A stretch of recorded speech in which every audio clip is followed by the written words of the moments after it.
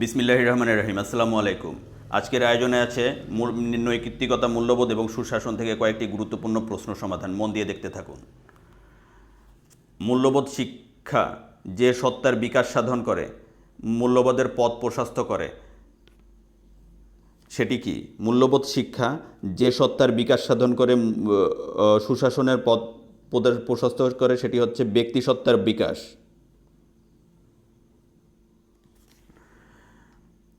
মূল্যবোধ শিক্ষা কি নিয়ন্ত্রণ করে? মানুষের নেতিবাচক ধ্যান ধারণা দূরীভূত করে ও সুশাসন নিশ্চিত করে। মূল্যবোধ শিক্ষা হচ্ছে মানুষের আচরণ নিয়ন্ত্রণ করে। মানুষের আচরণ নিয়ন্ত্রণ করে। অপশন খ, 2 এর অপশন খ, মানুষের আচরণ নিয়ন্ত্রণ করে এবং আচরণ নিয়ন্ত্রণ করে মানুষের নেতিবাচক ধ্যান ধারণা দূরীভূত করে এবং সুশাসন নিশ্চিত করে। মূল্যবোধ শিক্ষার ধারণা মানব মনে কোন দিকটির উদ্ভব ঘটায়? 3 নম্বর প্রশ্ন। 3 নম্বর প্রশ্ন হচ্ছে মূল্যবোধ শিক্ষার ধারণা মানব মনে কোন দিকটির উদ্ভব ঘটায়? মূল্যবোধ শিক্ষার ধারণা মানব মনে বিবেকবোধের উদ্ভব ঘটায়। অপশন গ, বিবেকবোধ।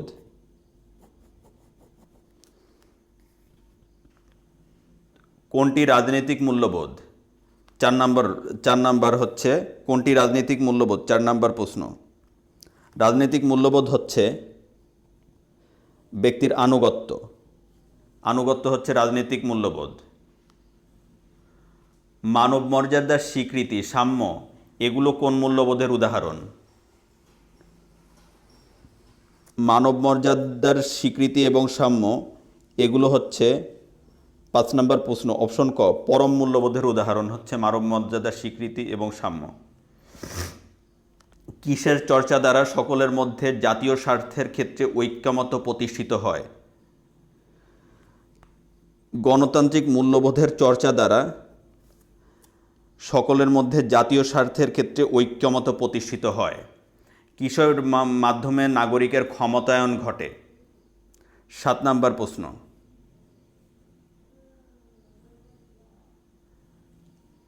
কিসের মাধ্যমে নাগরিকের ক্ষমতায়ন ঘটে? নাগরিকের ক্ষমতায়ন ঘটে হচ্ছে স্বচ্ছতা এবং জবাবদিহিতার মাধ্যমে নাগরিকের ক্ষমতায়ন ঘটে।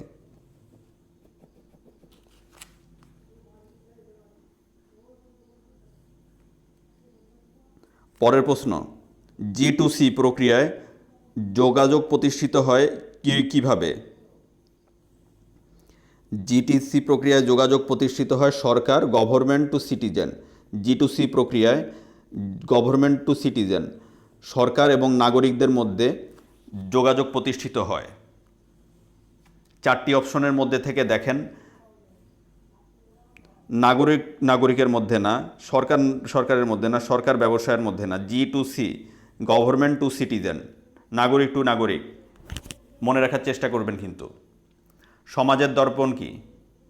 9 নম্বর প্রশ্ন। সমাজের দর্পণ হচ্ছে 4টি অপশনের মধ্যে থেকে সমাজের দর্পণ হলো সংবাদ মাধ্যম। এটা বহুবার আসা প্রশ্ন।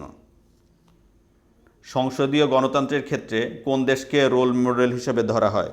সংসদীয় গণতন্ত্রের ক্ষেত্রে ব্রিটেনকে রোল মডেল হিসেবে ধরা হয়। পরের প্রশ্নে ফিরে যাচ্ছি, সাথেই থাকুন এবং মন দিয়ে দেখতে থাকুন। নিচের কোনটি ব্যক্তিগত মূল্যবোধের উদাহরণ? এখানে আত্মপ্রতিষ্ঠা, অনুশোচনা এবং আত্মত্যাগ সবগুলোই হলো ব্যক্তিগত মূল্যবোধের উদাহরণ। সুশাসনের ধারণা জনপ্রিয়তা লাভ করে কখন? সুশাসনের ধারণা জনপ্রিয়তা লাভ করে হচ্ছে 20 শতকের শেষ দিকে। বিংশ শতাব্দীর শেষ দিকে সুশাসনের ধারণা জনপ্রিয়তা লাভ করেছিল। সুশাসন ধারণাটি কার উদ্ভাবিত? 3 নম্বর প্রশ্ন। সুশাসন হচ্ছে বিশ্ব ব্যাংকের উদ্ভাবিত। এই প্রশ্নটা কিন্তু বারবার আসে। সুশাসন কার উদ্ভাবিত? সুশাসন হচ্ছে বিশ্ব ব্যাংকের উদ্ভাবিত। একটু সময় দিচ্ছি আপনারা যাতে অপশনগুলো দেখতে পারেন। হ্যাঁ, দুর্নীতি স্বজনপ্রীতি উপেক্ষা করে যোগ্যতা এবং মেধার ভিত্তিতে উপযুক্ত প্রার্থী নিয়োগ দিয়েছে কর্তৃপক্ষ, কারণ সেখানে কোনটি বিদ্যমান? এখানে ভালো করে দেখুন।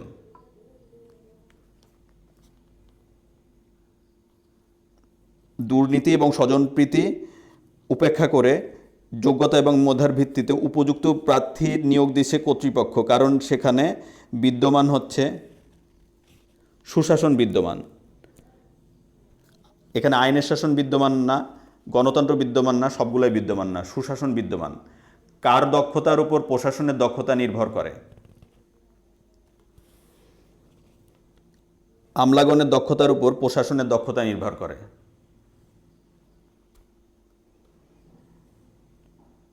একটি দেশের কোন পরিস্থিতির মাধ্যমে সুশাসনের অবস্থান জানা যায়? একটি দেশের আইন শৃঙ্খলার পরিস্থিতির মাধ্যমে সুশাসনের অবস্থান জানা যায়।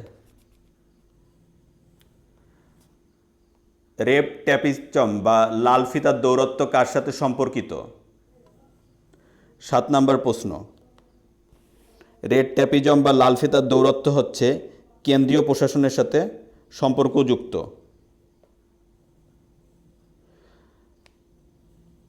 এই প্রশ্নের উত্তরটা কিন্তু মনে রাখার চেষ্টা করবেন। আবার পড়ছি, রেড ট্যাপিজম বা লাল ফিতার দৌরত্ব হচ্ছে কেন্দ্রীয় প্রশাসনের সাথে সম্পর্কযুক্ত। অনুন্নত বিশ্বে আমলারা নিজেদের কি মনে করে? এটা আমরা সবাই জানি, অনুন্নত বিশ্বে আমলারা নিজেদেরকে মনে করে হচ্ছে জনগণের প্রভু। 8 অপশন ক, 1 নাম্বার, 8 ক নাম্বার হচ্ছে উত্তর। ইটের গুঁড়া কোনটির সাথে ভেজাল হিসাবে ব্যবহৃত হয়?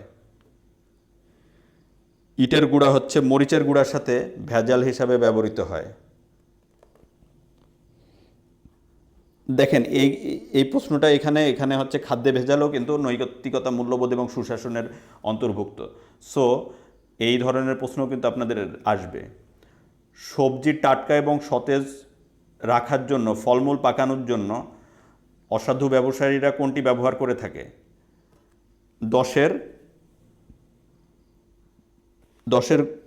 এই যে খ নাম্বার, ক্যালসিয়াম কার্বাইড সবজি টাটকা রাখার জন্য এবং ফলমূল পাকানোর জন্য অসাধু ব্যবসায়ীরা সাধারণত ক্যালসিয়াম কার্বাইড ব্যবহার করে থাকে। অনেকে এটা ফরমালিন উত্তর দিয়ে আসবেন, ফরমালিন দিলে কিন্তু হবে না। ঠিক আছে, ধন্যবাদ ভিউয়ার্স। আজকের ভিডিওটা এ পর্যন্তই। সাধারণত যেটা হয় যে আপনারা অনেকেই নৈতিকতা, মূল্যবোধ এবং সুশাসনের জন্য কোনো ধরনের প্রিপারেশন না নিয়েই চলে যান। এই কাজটা করবেন না। নৈতিকতা, মূল্যবোধ, সুশাসন থেকে অ্যাটলিস্ট 7টা একটু পড়াশোনা করে গেলে 7 থেকে 8টা পারা যায়, যদি আপনি একটু মাথা খাটে উত্তরগুলো দিতে পারেন। বিসিএসের জন্য এই 7 নাম্বার আপনি যদি অ্যাটলিস্ট 5টাও সঠিক করে আসতে পারেন, 4-5টাও সঠিক করে আসতে পারেন, তাহলে কিন্তু আপনি একটা ভালো স্কোর করতে পারেন বিসিএস পরীক্ষার ক্ষেত্রে। সো আপনারা একটু ভিডিওগুলো একটু দেখবেন। কিছু ভিডিও দেখলে, কিছু পড়াশোনা করলেই নৈতিকতা, মূল্যবোধ, সুশাসন থেকে একটা ভালো প্রিপারেশন হয়ে যায়। ঠিক আছে, আজকের ভিডিও এ পর্যন্তই। সবাই ভালো থাকবেন, সুস্থ থাকবেন। শুভকামনা রইল সবার জন্য। আল্লাহ হাফেজ।